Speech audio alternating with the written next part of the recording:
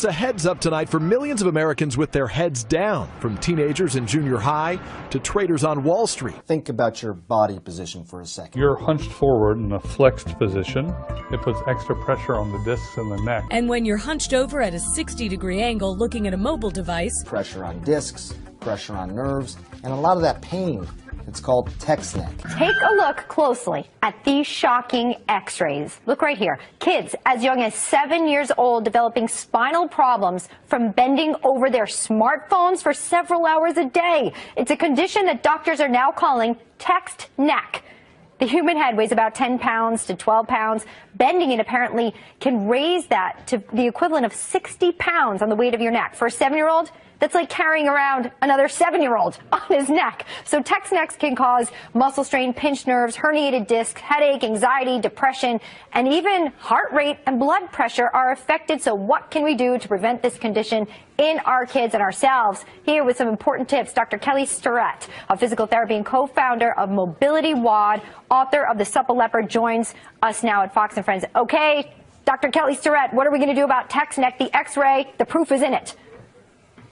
Well, good morning. Well, I'll tell you what, this isn't new news. Your mom has been saying sit up since you were a little kid. The idea, though, is that we don't have a basic set of software to run this mechanical hardware.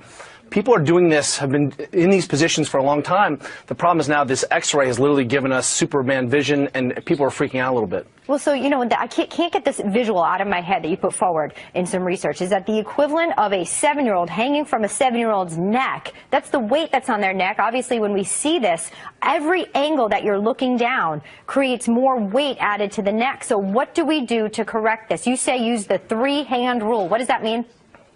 That's right. If you took your belt buckle and the bottom of your rib cage and one more at your hand, and if you were standing up, your head is in a pretty good position here, and that sets a relationship between these 3 big body parts and your spinal position. If you sit down and try to maintain that integrity, then all of a sudden you're in a good position. Then when you hold your phone, if you think imagining not trying to violate those relationships, a lot of this problem goes away. Look, technology is not going away for our children.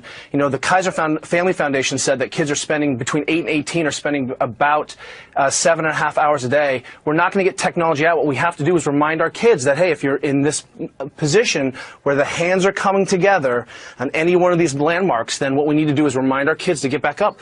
All you have to do is put the phone here, put a pillow in your lap, and you can start to solve some of these problems. It feels a little bit dorky at first, but when you're not hunched over and bent like a broken rainbow, you'll thank yourself. So I'm thinking apply that retro message to the kids about posture with the phone. What do you do if the kid doesn't do it? Take the phone away?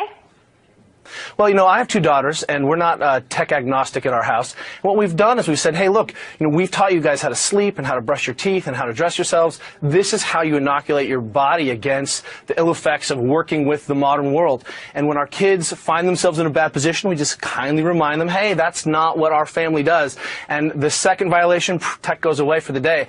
The third time the kid gets the phone back, boy, they are in immaculate positions. Okay, so you say 3-hand rule, text correct when they're doing, I'll use my iPad as an example, up here. Does that get your approval, Dr. Kelly Starrett? That's exactly right. If you imagine just rolling your shoulders back and bring it to your face, you're set. All right, so I was a little off indeed. I'll work on this so I don't get text neck. That x-ray scared the daylights out of me. Dr. Kelly Starrett, thank you for your tips today to keep our kids safe and us as